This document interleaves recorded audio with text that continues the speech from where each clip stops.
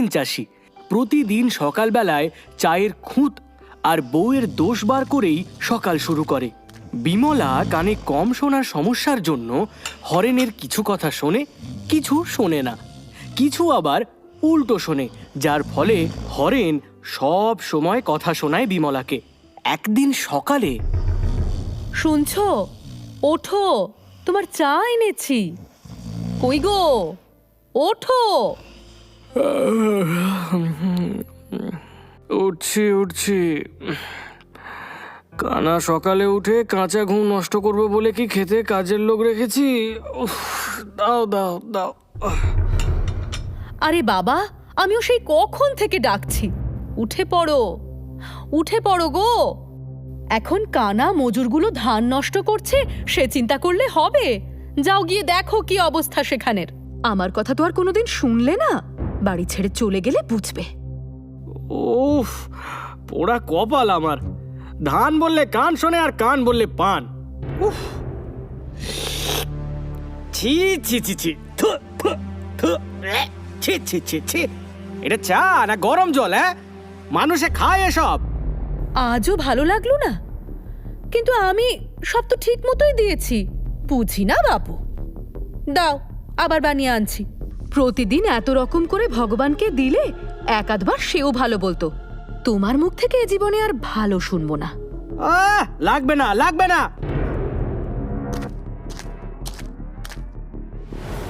একটু চাপে না রাখলে আবার হাটে যাওয়ার তাল তুলবে। সকালের চা খারাপ হওয়ায় আর কিছু বলার সুযোগ পাবে না।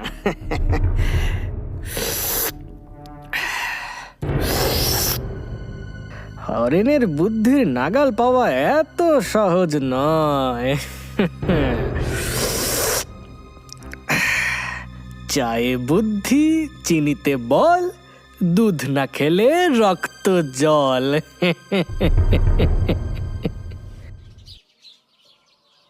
আজ তাড়াতাড়ি রান্নাঘরের কাজ শেষ করে খেজুর পাটি বুনতে বসতে হবে। তা না হলে বিকেলের মধ্যে পুতুল বৌদিকে পাটি বানিয়ে দিতে পারবো না।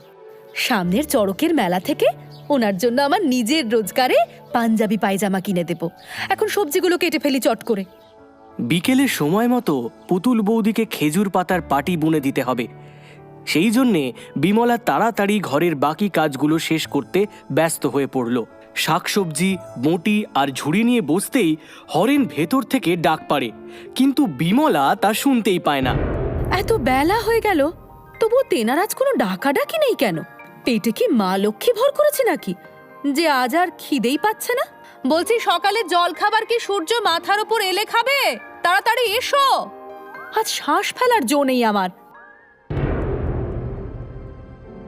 কই গো বিমলা? ও বিমলা! আরে কি গো, আমার কি তোমার মতো সারাদিন ঘরে বসে থাকলে চলবে? আরে খেতে দাও।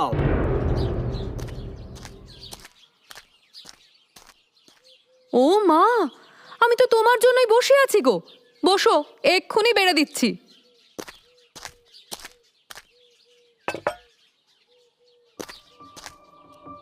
কি রান্না করেছো? ভাত, নতুন আলু মাখা আর মুসুর ডাল সিদ্ধ। ঘি দিয়েছি এখানে।